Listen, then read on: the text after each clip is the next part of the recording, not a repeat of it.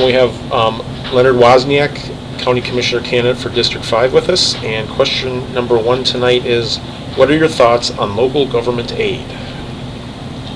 As being in the township for many years, and township seen local government aid basically drive to nothing. So we've been without it for a long time. It's kind of a crutch that people have been clinging on to, and it was set up to kind of help the disparity between the higher tax base metro area to allow some of that money come out to the outlying areas, but as every year that goes by, the local government aid is dwindling, and it's causing the local governments to have it more and more live within their means, and I see it coming down the road that will non-exist, and we just need to realize that's going to happen. Okay, question 2. A Wright County resident comes to the Commissioner Board and complains that the activities of a nearby business is creating noise and traffic issues late into the evening on weekends. The resident has talked to the business owner, but to no avail. The business is otherwise in compliance with all city, county, and state regulations. What actions should Wright County government take to alleviate the situation? In our own township, I work planning and zoning myself, and I have been for the last 20 years. And I seen some of this going on, but it's not always the best thing for the business and the complainant to be in contact with each other. Sometimes it's better to have a third person alleviated, and that was a lot of my role within the township, where I was the mediator between a lot of disputes between them. As far as what county government should take to alleviate this issue,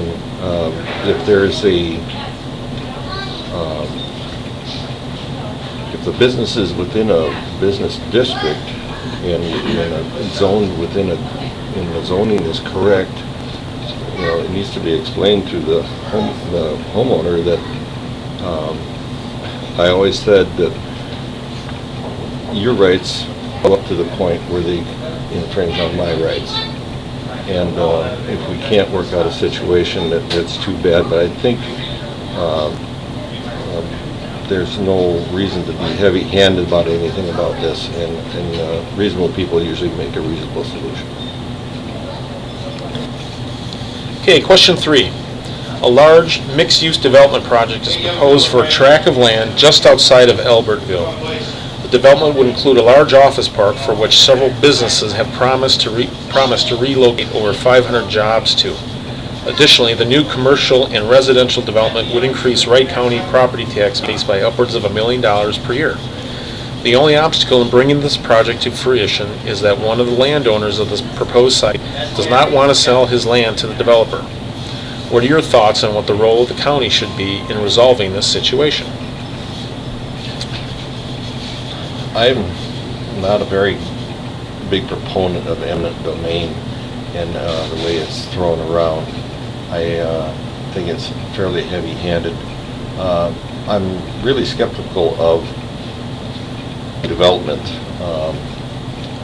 There is good development there, and there is a lot of cities around here that I'm afraid that have been sold a bill of goods by developers where it has caused an unfair burden to the residents who are there, because they have a whole bunch of development that is not being developed, and the promises were there, but the promises were mainly when things were going good. I look at a lot of statistics, and the statistics tell me that this situation is not going to be changed in the near future.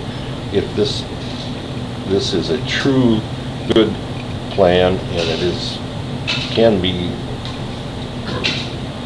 brought out as a sensible plan, I think that they either would have to relocate, to go around this landowner, and it has happened before. They've gone around landowners. They have made projects work where they don't think they work, but I don't think the county should have a role in the private property uses of their people's own property.